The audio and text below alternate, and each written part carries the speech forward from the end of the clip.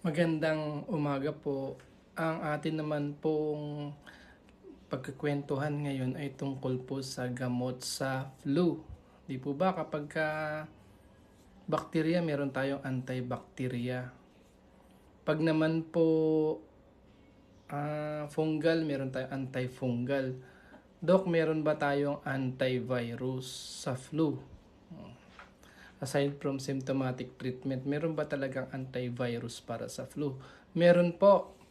Meron pong na approve ang US DFA noong December 2012 yung oral oseltamivir.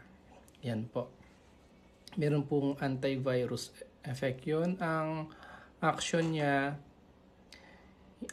it blocks the neuraminidase protein spike doon sa lipid envelope ng influenza virus para hindi na mag-replicate po yung virus at hindi na mag-infect ng other cells.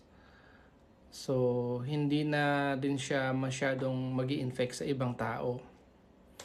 So, yun yung function niya.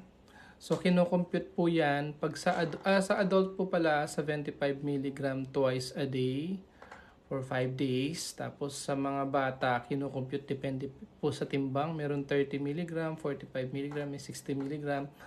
Pag sa mga infant naman na kailangan mong computein, kinocompute siya sa 3 mg per kilo per dose twice a day for 5 days. Ganun po.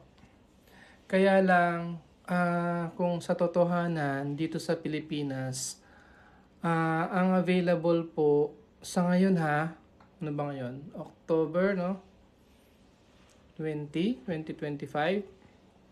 Sa ngayon po, ang narinig ko, nagkakaubusan na ng oseltamivir. So, tapos ang available na lang yung 75 mg tablet.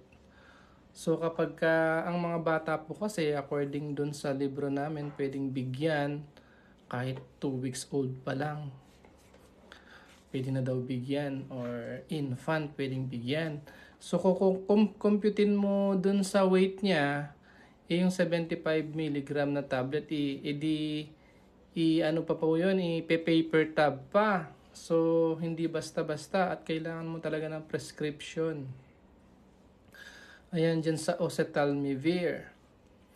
Dun sa book namin, meron din inhaled zanamivir. Pero dito sa Pilipinas, ang available, kaso nagkakaubusan na, according to my Marites, nagkakaubusan na yung oral oseltamivir 75 mg tablet. Ito pa, kasi sa ibang bansa, yung oseltamivir may mga side effect. Ano ba yung mga side effect? Yun pong mga nagtatae, nagsusuka, masakit ang ulo. Yung iba may anxiety daw po. Yung iba mayroong hallucination, lalo na sa mga adolescent. Yung bang nakakarinig na sila ng voices. Or nakakita sila halimbawa sa beds nila ng mga gagamba na wala namang gagamba doon. So yung iba daw mayroong acute psychosis. So yun bang meron nga akong nabasa kagabi yung nag-suicide yung isang adolescent. Sa ibang bansa po yun So may mga serious side effect din po kasi yung oseltamivir. So kung iisipin natin po yung influenza virus, di po ba pabago-bago yung ating bakuna every year? Kasi nga po yung flu virus, nagbabago-bago siya. Kung baga nag-change siya ng anyo taon-taon. Kaya yung bakuna, taon-taon din na binabago. So, according to our book, doon sa Pedia Nelson, maaari din daw po na yung oseltamivir na-approve noong 2012, yung influenza virus, lalo na yung H1N1, pwede rin daw magkaroon ng resistance. So parang dati yung may mga bacteria na resistant na sa amoxicillin. Dito naman, yung pwedeng mangyari yung influenza H1N1 na variant,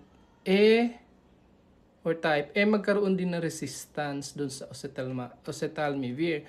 Kaya po ang Ang ano, tignan natin yung risk tsaka yung benefit ng gamot. So kasi pagka malalakas ang loob, no, baka bumili ng oseltamivir sa drugstore at mag-take nun, meron po yun mga side effect din. Pero ano ba yung benefit ng tablet na yun? Ang sabi nila, dapat kasi yun i-take kapag ka may symptoms ka na, dapat within 48 hours i-take mo na yun or as early as possible. Tapos, it will reduce the severity of symptoms at saka malilesen yung days. So, kung 7 days, magiging 5 days na lang yung symptoms. Actually, binibigay lang po yung oseltamivir dun sa mga sickly talaga, yung mga may sakit. Para hindi sila magkaroon ng mga malalang sakit galing sa influenza. So, yun lang po. Good morning, Sunday ngayon. Ano, nagkwentuhan lang po tayo. Meron po tayong antiviral, yung oseltamivir, kaya lang may ang daming sinasabi, yung benefits, saka yung risk, yung side effects. So at least nagkaroon po kayo ng idea. Good morning po!